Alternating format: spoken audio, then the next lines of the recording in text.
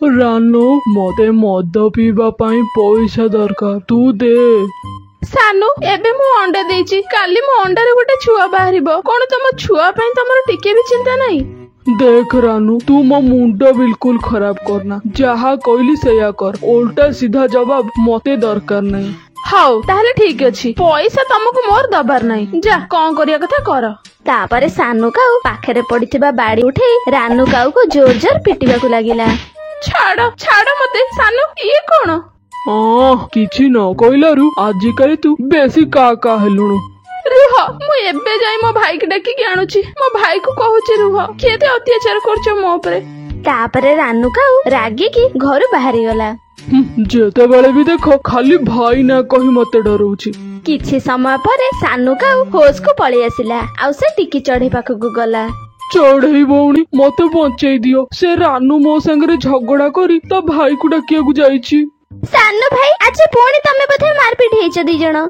ଟିକି ଭଉଣୀ ମୁଁ କିଛି କରିନି ମ, ଖାଲି ମଦ ପିଇବା ପାଇଁ ପଇସା ମାଗିଥିଲି। ତାପରେ ସିଏ ଝଗଡା କରିବା ଆରମ୍ଭ କରିଦେଲା।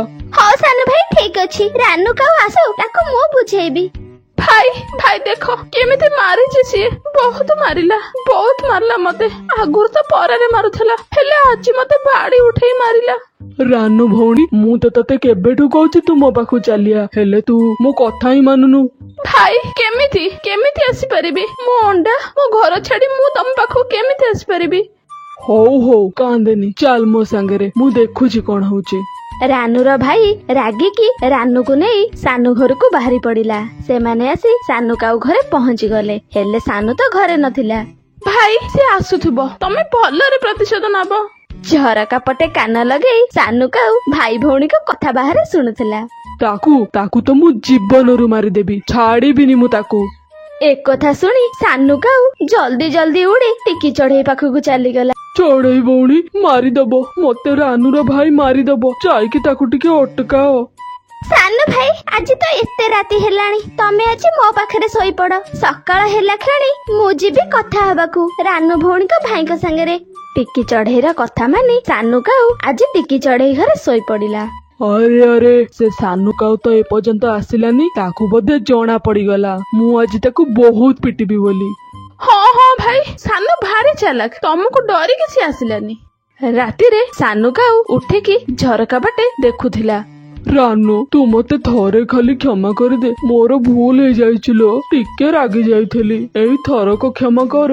ତାପରେ ସକାଳ ହେଇଗଲା। ଟିକି ଚଢେଇ ସାନୁ କାଉକୁ କୁହେ, ସାନୁ ଭାଇ ଏବେ ଚାଲ ତମ ଘରକୁ ଯିବା। ନାଇଁ ଚଢେଇ, ମୁଁ ଯିବିନି ଲୋ, ମତେ ଭାରି ଡର ଲାଗୁଛି। ତୁ ଯାଇକି ଆଗ କଥା ହେଇକି ଆ, ତାପରେ ମତେ ଡାକିକି ନବୁ। ତାପରେ ଟିକି ଚଢେଇ ସାନୁ କାଉ ଘରକୁ ଏକୁଟିଆ ହିଁ ଗଲା। ଘର ବାହାରେ ରାନୁ କାଉର ଭାଇ ହାତରେ ବାଡି ଧରି ଜଗି ବସିଥିଲା।